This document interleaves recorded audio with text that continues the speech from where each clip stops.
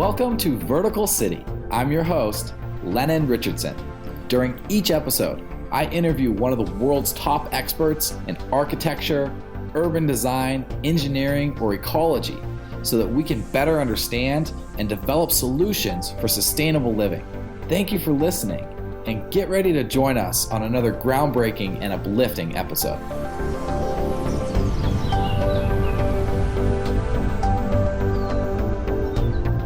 Richard Register is one of the world's greatest theorists in ecological city design and planning. He is the author of several books, including Another Beginning, Eco-Cities Berkeley, Building Cities for a Healthy Future, and Eco-Cities, Building Cities in Balance with Nature. Richard is also the founding president of Urban Ecology and the founder and current president of Eco-City Builders. Both not-for-profit educational organizations promote and foster the development of eco-cities and other thriving urban environments.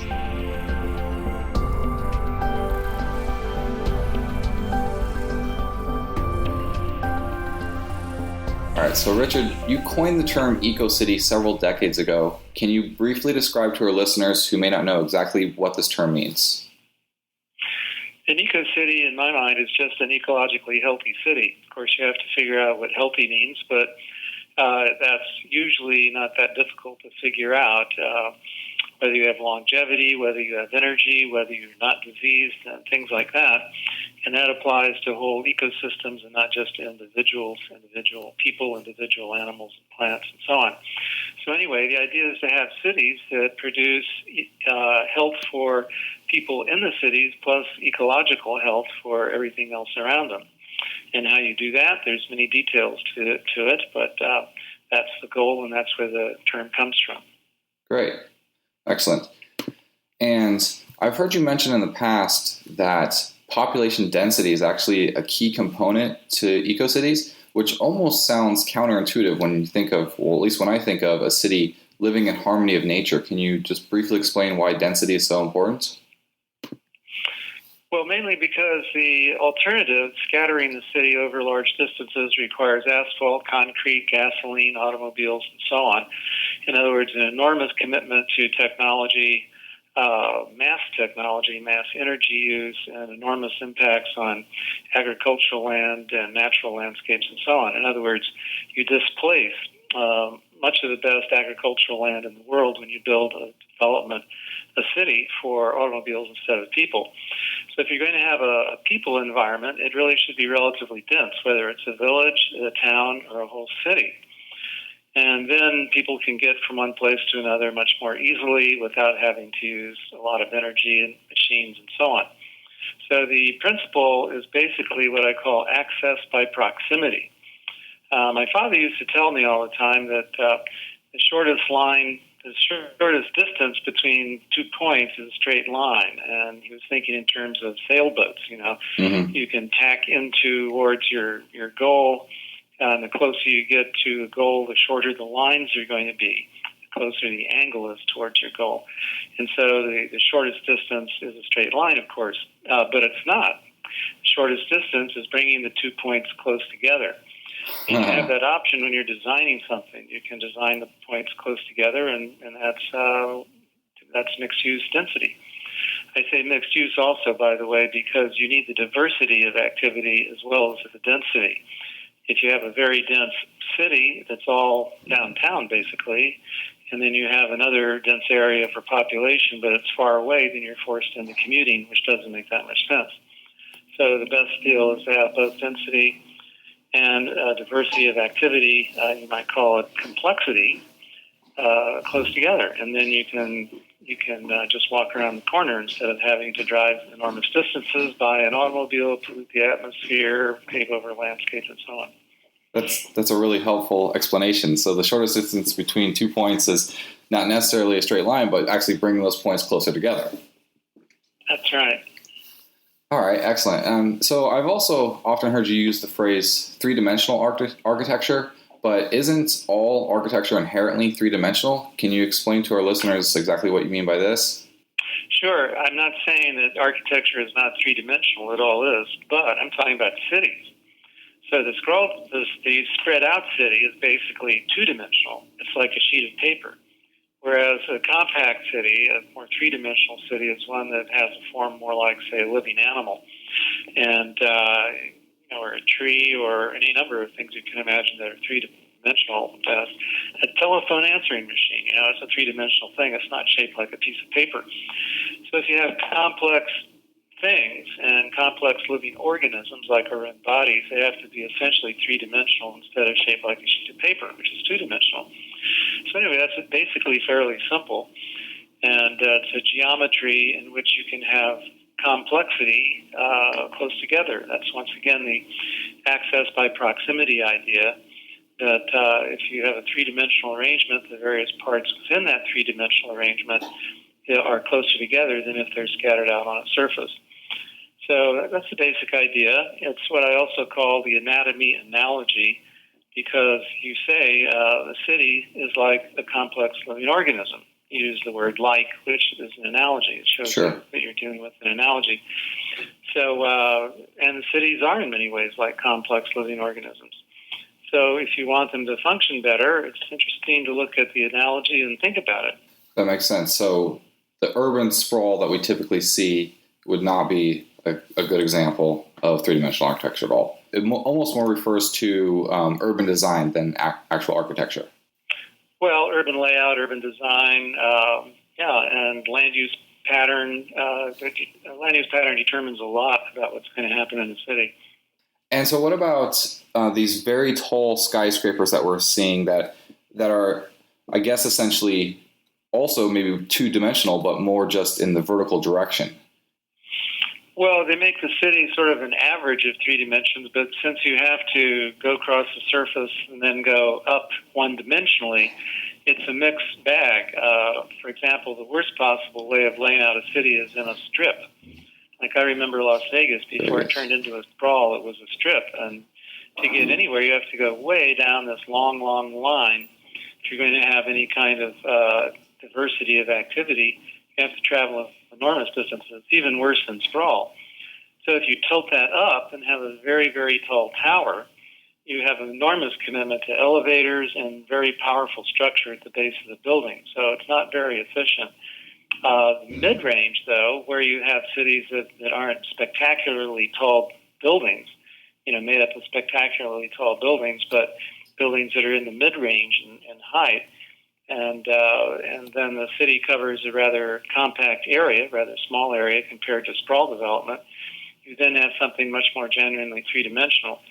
Also, if you connect the towers with a few bridges on a couple different levels above ground level, then you don't have to go all the way down to the ground and across. It becomes an integrated, three-dimensionally integrated structure. So that's an idea that was developed a long time ago by Paolo Soleri, who I met in 1965, who was suggesting that we should have cities in a single building, which is sort of radical. The building, of course, could be open to the air. It could have a lot of light flowing into it. It doesn't have to be one solid block or anything. But that was an idea for building a whole city like you might imagine building a ship. The ship is basically a pretty much three-dimensional object, and you can get access to the entire interior on many different levels. With a city, you probably don't want to have too many connectors horizontally, because you want these streets or these bridges and horizontal connectors, sort of horizontal streets, to be fairly busy, so that you can have shops on them and things like that, a little bit of higher use for other purposes than just walking around. And then you'd have a structure that's three-dimensionally integrated, but it would only have to have a couple of bridge levels, probably. So those are some basic form ideas, and they mix 1, 2, and 3 dimensions, but once you start getting used to these various arrangements, you can see how the patterns work out. What was Paolo's last name? Paolo Soleri, Soleri. So this idea of having an entire city within a building or a series of buildings that are interconnected has been around for decades already. Oh, yeah. I mean, it's not only that, but it goes back thousands of years. I mean, the earliest cities that ever existed were very compact pedestrian structures in the Mesopotamian Valley. And, of course, some of them were sort of pyramid shape, or ziggurats, as they call them, so you could move horizontally on terrace levels throughout some of these structures. So there's nothing really new in that idea. What's new is to adapt it in a way that that fits the present situation where we have larger cities, and those cities are in the thousands and rarely even in the tens of thousands. So now we have cities in the millions and even tens of millions. Not that I'm advocating for super large cities at all, but the reality is we now have the potential for a lot more density and an interesting design challenge for how to actually provide for that at some reasonable but fairly large scales. Okay, excellent. And in a previous interview, I heard that you stated one of the primary obstacles to developing eco-cities is that the world is in denial about the ecological issues that we face. Do you feel that this is still the case, or have these issues become easier to talk about? Well, it's interesting because there's less denial probably now that people are worried about climate change, and pollution levels are pretty intense. I mean, it came back from China where it was just stunningly thick air, And so people are waking up to how bad it can get. But the interesting thing is they haven't gotten to the point where even if they get over some of the denial, they get to the point where they can actually face up to the kind of intellectual courage to actually redesign their cities. One of the most important things is to get rid of the automobiles as much as you possibly can. And most people, if they think, well, I like my suburban house, I like having a house instead of an apartment, and the car is what I need to get around because I live in that house and it's pretty far from other things I need to get to. So that's a problem. If you can't imagine how to actually live in an apartment in a city or an apartment in a small town even, and you insist on taking up a lot of land, having a driveway and a car, then you're part of the problem. Simple as that. So, it's hard to get around it, and you have to have a little bit of flexibility to say, well, maybe that all needs to change. Now, the interesting thing is that the suburbs were created in the same sort of impulse that we really need for the ecological city. And I call that the eco-city impulse. It became powered by the automobile and lots of cheap energy, namely gasoline. So we had the automobile and we thought, well, we can get both nature and the city, but they don't have to be close together. So we'll just get in a car and drive out to the suburbs, and we'll have a lawn, and we'll have robins coming, and we'll have other sorts of songbirds and so on. And so we'll have something in nature. So, it's actually not a bad impulse at all to want to have a suburban existence. The only problem is we discovered when we actually built it that it backfired absolutely disastrously in terms of its expense, its commitment to squandering energy, its pollution levels, its CO2 levels. And so at some point you have to say, well, let's get over this problem. Let's build in another way that's also with the same motive.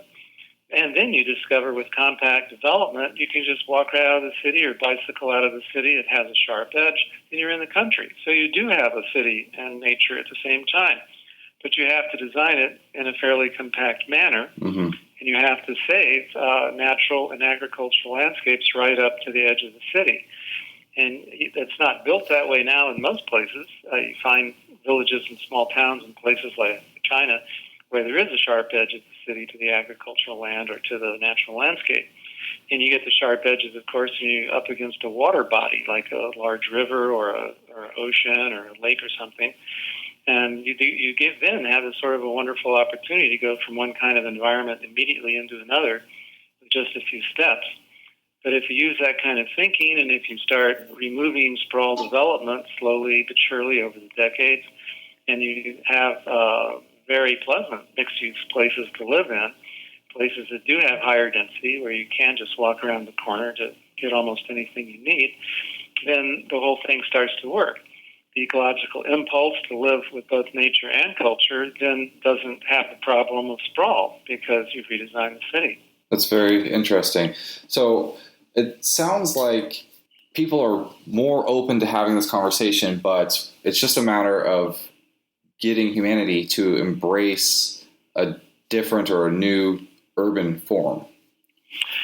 Well, that's part of it, but I think another thing that's very, very important in our capacity to think logically, to use reason, is what I call proportionalizing. In other words, you have to have a sense of what's really important, what the scale of things are. Usually large is important, or at least it has a very heavy impact. So you have to think carefully about what proportions really make sense for a city that's mostly for people. It's for pedestrians instead of drivers. Mm-hmm. A lot of people talk about the drivers of this and the drivers of that, and they're talking abstractly about the way people feel about things, or certain technologies drive you to do one thing or another. Well, the worst driver of all is the driver of the automobile. And if you get a sense of proportion about things, you realize that the automobile is 30 times as heavy as a human being on average. 30 times. And it goes 10 times as fast. And so there are thresholds beyond which moving 10 times as fast, you go from, if you're going 5 miles per hour, you hit somebody, it's hard to actually hurt them very much. Sure. If you go 10 miles per hour, you bruise and cut them. You go 20 miles per hour, and you start squashing them and breaking bones. And so when a car is going at its normal rate of speed, weighing 30 times as much as a human, imagine the energy it takes, the space to store the thing, and to accommodate its travels around the surface. You end up paving the whole world, basically. So, you have to have a sense of proportionality. And then a light bulb might go off in your brain, and you say, oh, well, wow, now I understand why cars are so damaging and why you can't really design a decent city for the car. You have to design it for people. Mm. I was in China, and I was listening to one of the better talks there, and one of the people had his statistics pretty good. And he said, well, buildings are responsible for between 30 and 40% of energy use. And then he said, and transportation is only down around 18%. And I was saying, but wait a minute. Of course, I wasn't holding forth, so I couldn't say it then, and it wasn't a question and answer situation.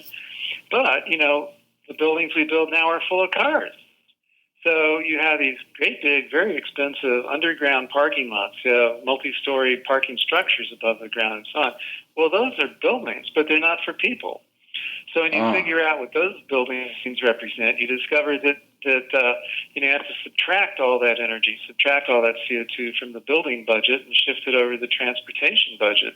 And then you begin to understand how heavy the impact of this thing called the automobile really is. Oh, I understand. That's a really good point. I never thought about that. So just by building these massive carports, that's obviously going to increase the building's energy consumption.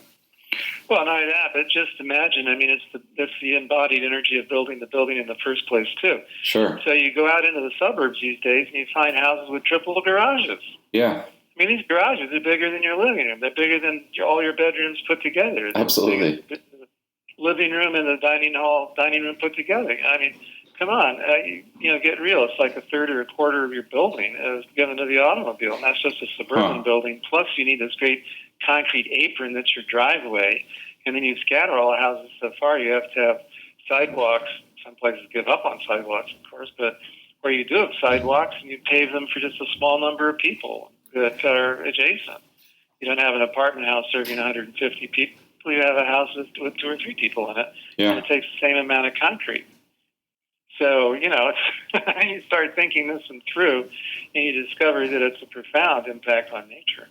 So take the car out of the equation, and you're able to design a city with better proportionality, one for humans. Much better, immensely better. That's the point. If you don't actually solve the built environment problem, you're going to have a very hard time solving the climate problem. That also goes for population. It also goes for agriculture, which is very heavily machine and energy oriented right now, and chemically oriented.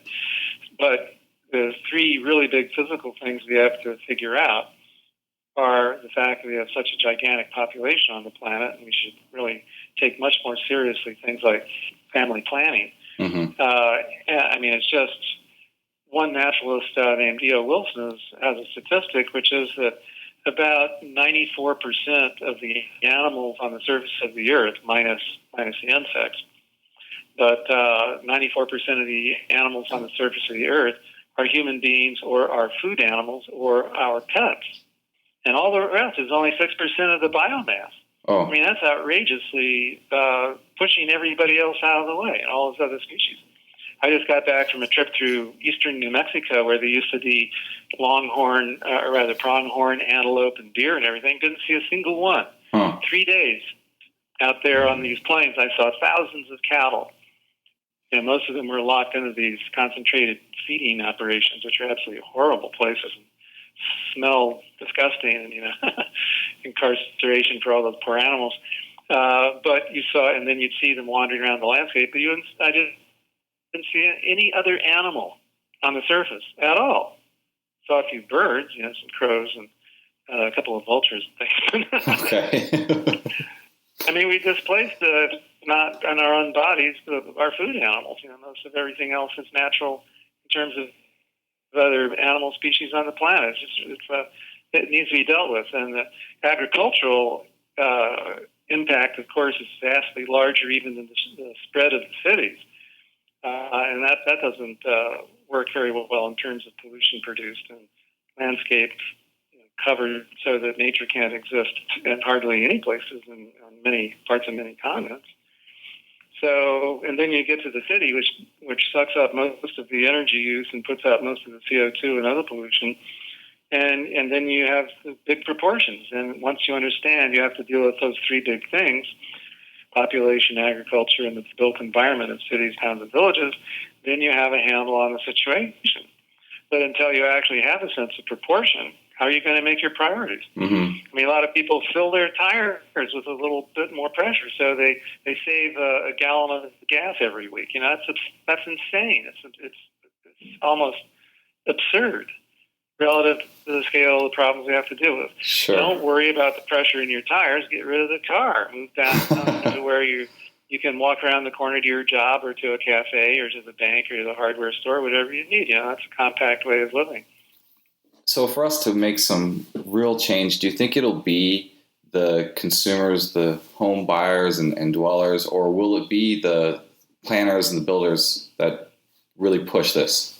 All of the above. If we don't have a cultural shift that involves everybody because of the general change in consciousness, I think we'll see collapsing states all over the planet. There'll be just really bad disasters because we will have run out of, right when we have the highest population, right as people are getting used to being really rich in so many parts of the world, and many hundreds of billions of people are lifted above poverty, they're going to discover that they got lifted above poverty on all these machines and all these fossil fuels, and now they've damaged the earth and eliminated the source of their sustenance. And at that point, we're likely to see dislocations we've never seen before in history. I mean, just massive famines and revolutions and chaotic government collapses. It could be extremely bad. And, you just look at the mega numbers, you get a sense of proportion of how many people there are and the resource base going down. You have China, and you have big corporations, you have South Korea buying up lands in Africa where people are starving so they can feed the people 4,000, 5,000 miles farther away. I mean, that's some kind of a new obscenity on the planet. The sorts of things should never, ever happen. And so this is a symptom of getting very close to failing states spreading around the world and causing enormous problems. You're seeing it right now with all these Middle Eastern and North African people becoming refugees by the hundreds of thousands. It's much, much worse now than it was just 5 or 10 years ago. And so you take that seriously, you should say, gee, we have to really do something. And we can not only build better cities, but we can also, not have so many children, begin to take that seriously and get some of those religions like the Catholics and the Muslims to actually think about this stuff. And, Iran at one point used to try to produce as many children as possible so that they could defeat the Iraqis in that war in the 1980s. And then they realized they couldn't support all those kids that were growing up. 4 or 5 years later, they realized, that was a mistake. And even that religion, political leaders in that country said, look, this isn't working. And so they started having classes all over the country about birth control, which is against the Koran. And yet they had to do it because they finally said, gee, this doesn't make any sense. Let's do something that makes sense. So anyway, there are ways to deal with the population problem. There are ways to go towards organic agriculture. In the area I specialize in, of course, is the built environment. How can we make our cities, towns, and villages much healthier? And that I think I know quite a bit about, and there's things that can be done. And it makes a a better world in a lot of ways. I think it's also a more interesting world to live in, where you have many more things close together. I would agree with that, absolutely. And so do you think that our society and city planners and builders, and then also just the average consumer, do you think we're becoming more long-term focused, or have we become more short-sighted than ever? Well, some are and some aren't. It's difficult to say. There are many, many very good things happening in ecological city design around the world. A lot of details that used to look far out. You never get that. I mean, rooftop gardens, terracing bridges between buildings, and so on, to make the city more permeable to pedestrians. That's all fantasy land. But it turns out they're building stuff like that all over many parts of the world now. In Asia in particular, Singapore is a good example. A lot of those architecture looked like it's totally radical. 10 years ago is getting rather common. There are bridges that are quite interesting now. For example, the High Line in New York City, where an old elevated railway has been turned into this pedestrian walkway that's 3 or 4 stories above ground level that runs along dozens and dozens of blocks. The Hudson side of Manhattan has recently been expanded even farther. And then there's one that's a freeway that's being repurposed in Seoul, Korea. They call it the Sky Garden. And they've taken the traffic off it, and they're in the process now of planning to build a pedestrian way that's elevated as formerly it was a freeway. So people are catching on, and bicycle culture is coming on strong. People are getting really bored in the suburbs. And you might notice a subtle thing, that the cars are all white to black through gray with a little bit of silvering in them, and almost no color. I mean, people don't even like the colors in their cars. It used to be when you celebrated cars and they were really fun, and teenagers would work on them. Boys would have hot rods and all that sort of thing. Back in the 50s and 60s, the cars are really bright colors. But now you open the hood and you have components instead of parts. How are you supposed to fix that? You need all this diagnostic electronics. You have to replace whole electronic systems instead of actually tuning up the carburetor, the timing of the car, and things like that. I mean, you can't fiddle around your car anymore. So it's been that fun aspect of automobiles has almost disappeared, with the exception of just a few special kinds of cars like the Mini Cooper, for example, that people get because they're kind of fun and a little bit energy conserving. Those are pretty colorful, but it's rare because like 95% are all gray, black, and white because they just aren't fun anymore. And the commuters that are getting tired of coming in these long distances, being stuck in traffic jams. And so more and more people are wanting to move into the vital centers of towns and cities, and even in some cases villages where the action is. And that's good. So that's happening, but at the same time, if you go to a place like China and many parts of the world, actually, you see that people are still building these suburbs. In China, they're massively large blocks and gigantic towers of largely single use that are built without fine grain articulation. So people are adapting cars to that environment. And though they want to build eco-cities over there and have actual policies to try to push it, they need to think through a little bit better the scale of the blocks and the scale of the buildings and the grain, how close together in a sort of walkable sense the many different parts of the city are. So you have the negative happening very rapidly, and you have the positive happening very rapidly. So we're on a race to some kind of a decision coming up, and it better be fairly soon, and it better be for eco-cities, or we're going to have extraordinarily serious problems. We're going to have really serious problems anyway. I mean, the water levels are going up, the storms are going to get worse, and so on.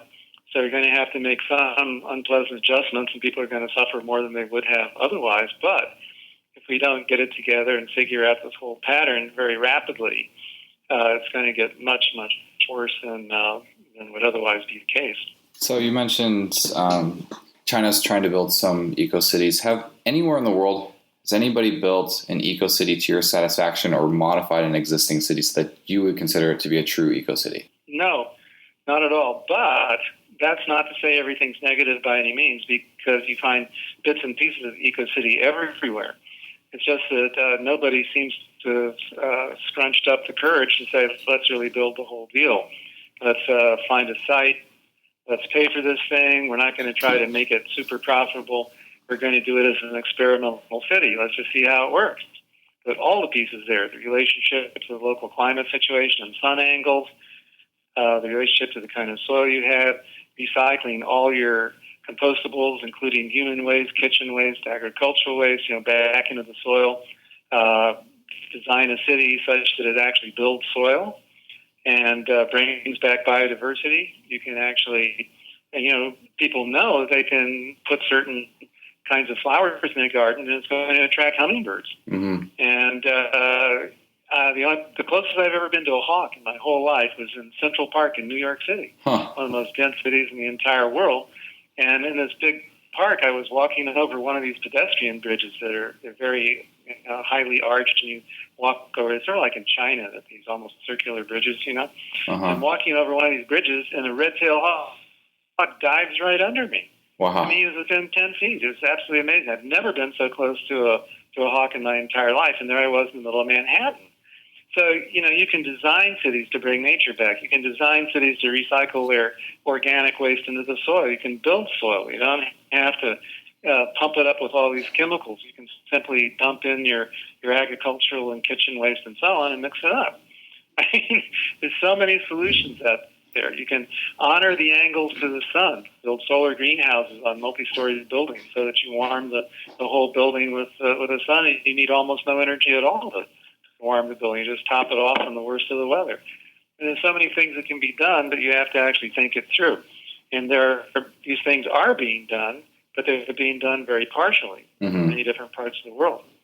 Better transit systems, more interesting buildings, solar energy and renewable energy coming on, while the oil companies saying, yeah, but it can't come on fast enough. Who says it can't come on fast enough? So who do you think is in prime position to build the world's first eco-city? Is it China or America, somewhere else? Well, it depends on the decision-making and the leadership and whether or not there's a strong enough backing in the consciousness of the people. And I can't make a living in the United States. I mean, I have to go to China and Korea and other places, South America, to get paid reasonably for what I do. So you have to have a cultural context in which people actually value these designs, and then you have a much better chance of building them.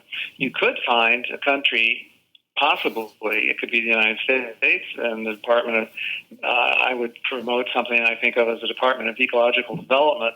It would have an energy component like DOE, Department of Energy, have a housing component like HUD, HUD, and so on, and you'd have a Department of Ecological Development, and one of its chief tasks would be to build ecological cities. In other words, you'd have experimental cities. Now, big countries all over the world have vast investments in the military to protect themselves. Sure. Well, if we want to protect ourselves from the future collapse of the planet's resources, we better do some experimenting, We better actually build something. So when you have a country like China that's, it's a Communist Party country and everything, it's essentially planned and all that, whereas we have a market planned community for the most part in the United States, though the politics has designed it that way and could design it differently. But in any case, if you could come up with a decision to simply spend the money, hire the people to do it. And a lot of people say, oh, my city doesn't have the money to do a small eco-town in it somewhere right next to it, or my state doesn't have the money to do that, or my country doesn't have the money to do that. It's not true. It's spending money all the time. Sure. And then they say, well, it's too expensive. Wait a minute. If it's expensive, you're paying somebody some money, right? Well, yes. Okay, well, that's the economy. But instead of paying people that are building it wrong, pay people who are building it right. And so to build a small eco-city would be about as expensive as building an aircraft carrier, a nuclear submarine or something. Just build a sucker and see how it works. We need the information desperately. Yeah, it seems like such a no-brainer when you put it in those terms. Like if we can build an aircraft carrier for this relative approximately the same cost, then this is also a defense issue. It's instead of defending ourselves against our neighbors, it's defending ourselves against ourselves and protecting our future. That's exactly.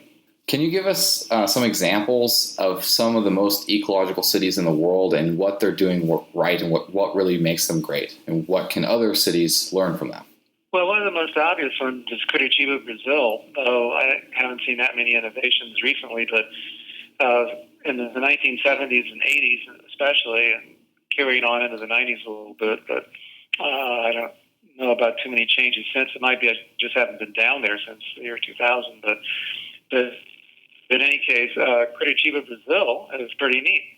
It has 7 arms of high density that reach out from a strongly pedestrian core, and they have dedicated whole streets to the transit system.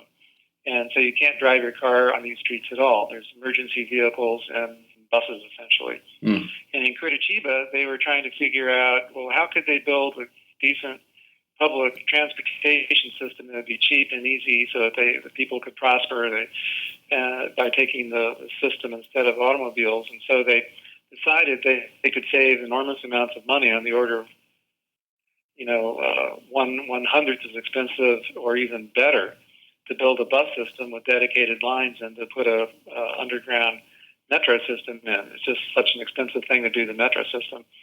So they saved enormous amounts of money, which actually worked out pretty well. And because these streets are dedicated to these buses, and the buses do run about 40 miles per hour, they can take a pretty short time to go a pretty good distance and integrate people along these strips that are very efficient. Along those strips on both sides of these dedicated ways for the buses is relatively high density development. And then they've kept the density way down and had an enormous number of parks built there and open spaces.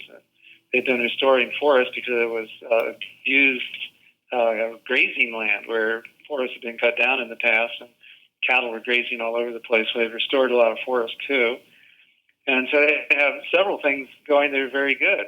They have a lot of very interesting other innovations. For example, in a lot of the parks, they have something called a lighthouse of learning. Well, it's 60 miles to the ocean. What's a lighthouse doing 60 miles from the ocean? Huh. Well, it's just fun. It's a towering thing about 6 stories high. It looks like a lighthouse, and it's got a library. And you go way up into the building, and there are stacks up there. There are computers. There are movies you can rent and take out and borrow and things like that. And the people love them. They think they're really cool. So they get great use. They don't take up much space at all because they're 3-dimensional. They rise up a park instead of covering a large fraction of it. So, and Curitiba, lots of really good things. Then there are other cities like Portland, which is a leader in the United States. It's compact. It's restored a long creek that used to be buried in certain areas in a concrete culvert and other areas of buildings right up against it, so nobody could really enjoy the creek. So they came up with a system which is called the willing seller deal system, that they provide flood money and money just to open up the landscape for bicycling and walking. And they've removed, by now, I think it's around 200 houses up and down a creek called Johnson Creek.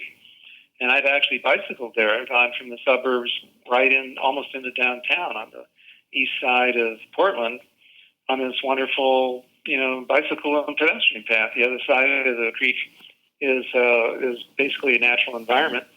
So you get the natural environment, you get the zero fuel, zero machine, motorized machine access on this wonderful way to get into downtown Portland. Then there are other places like Chicago that's doing a lot of rooftops these days, the green rooftops of various sorts. Vancouver, a long time ago, decided not to expand its freeways, so it protected its downtown from being cut through with freeways.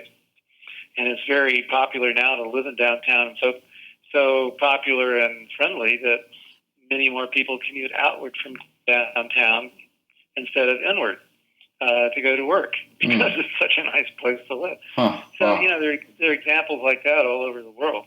I'm actually from Portland myself. Have you ever been down Johnson Creek and that bicycle footpath? Yes, absolutely. Yeah, Portland is very beautiful, and I'm proud to be there because it is a leader, like you said, but there's still so much that can be done and needs to be done. Yeah, I have photographs of Portland when I was flying over to go to Vancouver, looking down on it, and the little core of Portland, where it's very walkable, is very, very small compared to the sprawl. Yes. So it's a scattered city, and not only that, but I used to go to the building convergences up there. I used to give a lot of talks there, and there are these slight cores of activity in neighborhoods out across the sprawl area where you have a fairly good mixed use, and the buses go by and that sort of thing. So that's okay. But everybody's locked into it. They don't want to change anything. So I was giving a talk the last time I was invited there, and somebody in the audience said, well, what's the biggest impediment for building your ecological cities anyway? And I said, well, probably neighborhood conservatism. Huh.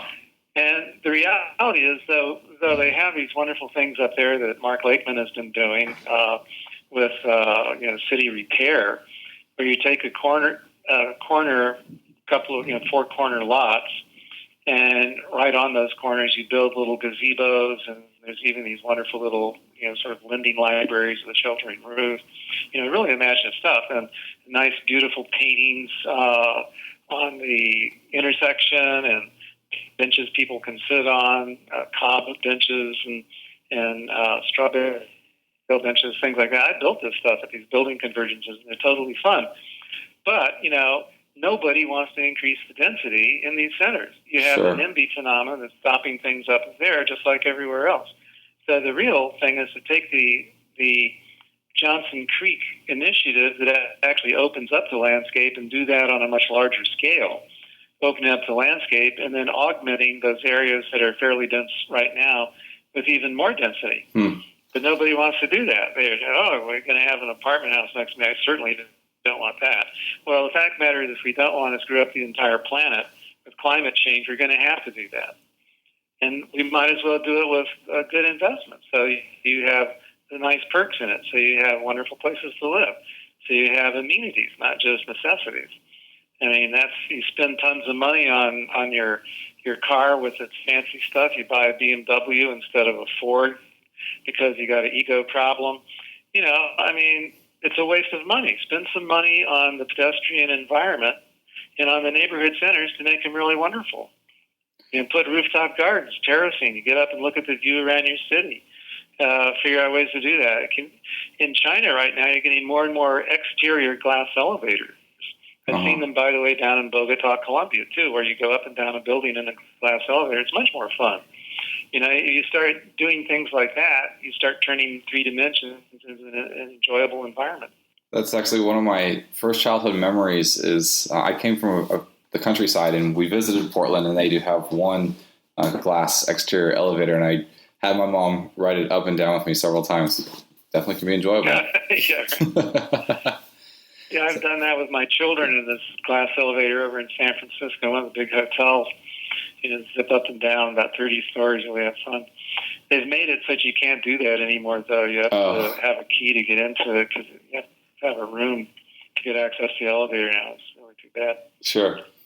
So I definitely like your argument for Portland. We have density in some areas, so let's just increase the density there and make it nice, add some green living areas with it, and that will allow us to open up the rest of the area. I have a kind of follow-up question to this. Since Portland is one of the world leaders, what can Portland do and its residents and other people around the world to really educate others and to push the ecological issue for other cities? Well, you have to get past the NIMBYs, and then you could do the kind of model I'm suggesting. I have a system that I call an eco-city zoning system, an eco-city zoning mapping. How to map a city to slowly change it in the right direction. So what you have to do is find the areas where you want to do more density, which are going to be the major city centers, the major district centers, and the neighborhood centers, and turn the big centers into eco-cities, add quite a bit of density and diversity there. Make the medium-sized district centers into eco-towns, essentially, and make the little village centers, make the little neighborhood centers into village centers, basically.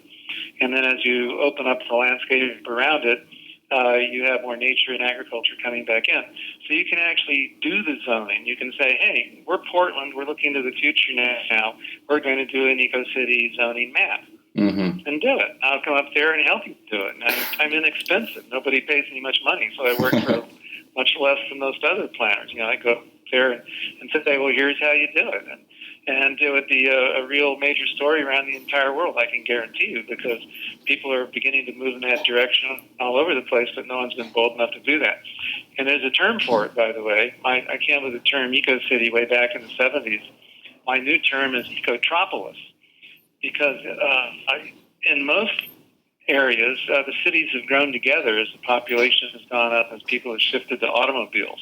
Sure. So what used to be separate little towns are amalgamated now in these vast slabs of asphalt and concrete held together by gasoline and cars. And, of course, that produces climate change, a lot of other problems. But in any case, you can reverse that. You can start opening up the landscape, and then you move towards an ecotropolis. Not a metropolis of the sort that's dominated by cars, but a metropolis that's held together by transit and bicycles. And in between your neighborhood centers that become discrete eco-villages, you just walk, because it's only 5 or 6 blocks to the next center that's quite lively, but it's just a little village. You go through agricultural land on your way, you see a sparkling brook go under you, have wild animals nearby.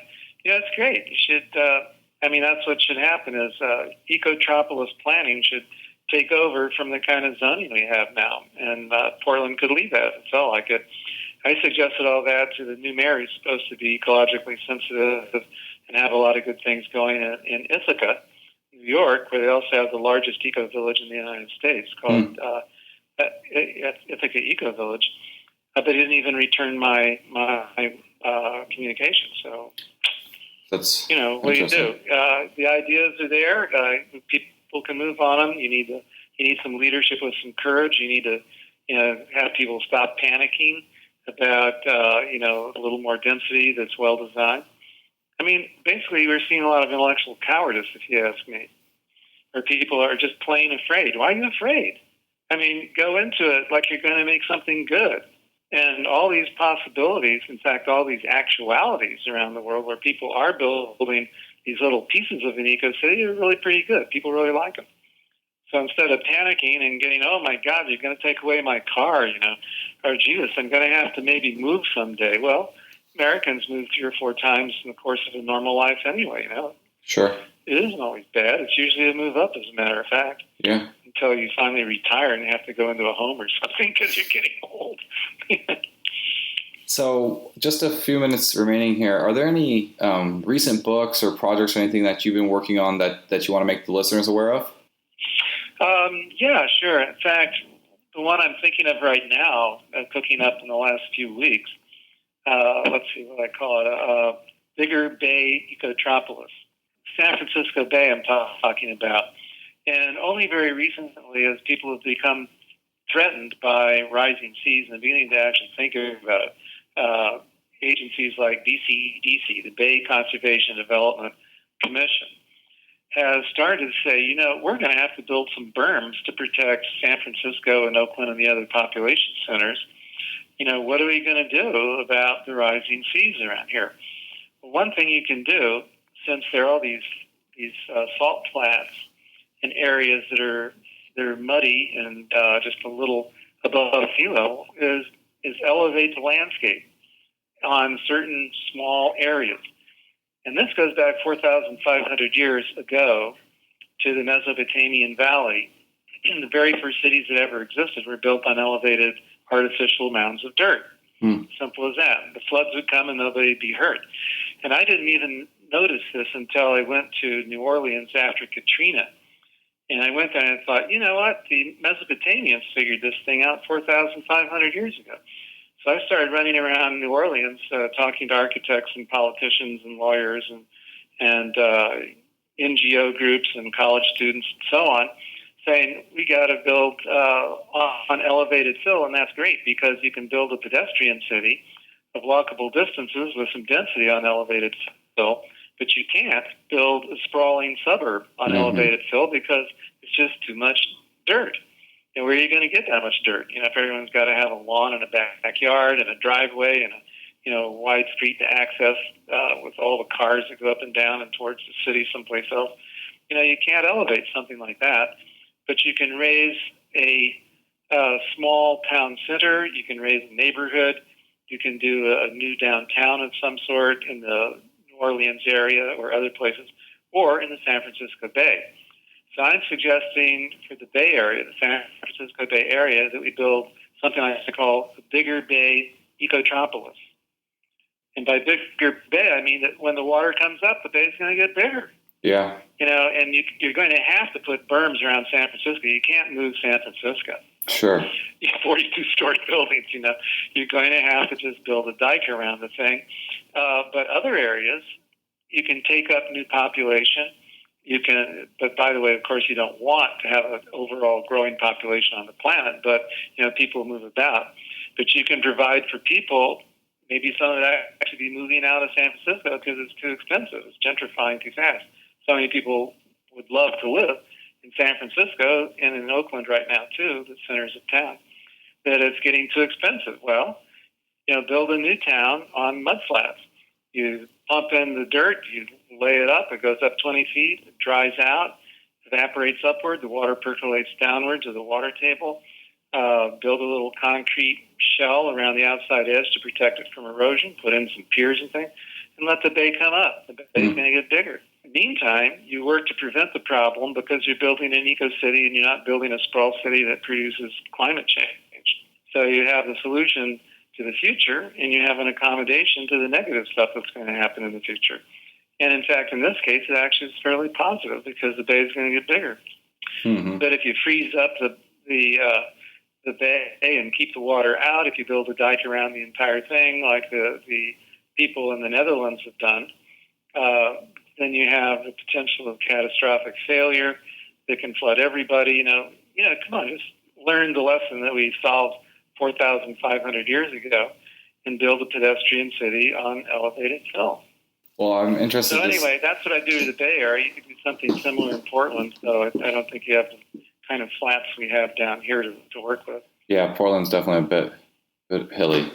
All right, so do you have any final words for the listeners or a call to action that you'd like to make? Well, only to say, don't worry about the positive things that we can build, Think them through. Don't chicken out when you say, someone's going to take my car away. Well, maybe you'd be happier without it. Actually think about living in some place where you'd have a lot of the things you really love to have close together, including nature. Think about bringing creeks back into your city. Think about doing a better job of restoring the shoreline. Think about getting some of the houses off the top of the most beautiful hills that wreck the views so that you can walk up there and have a beautiful view from the top of the hills. One of the things that people do in cities quite typically is develop the tops of the hills, and there's just a line of buildings up there. It used to be nice rolling hills and trees and things. So look at the positive side of things and take a chance with trying to build a better city. Excellent. Thank you so much, Richard. This has been an awesome interview. I definitely appreciate your time. You're welcome. Bye. Bye.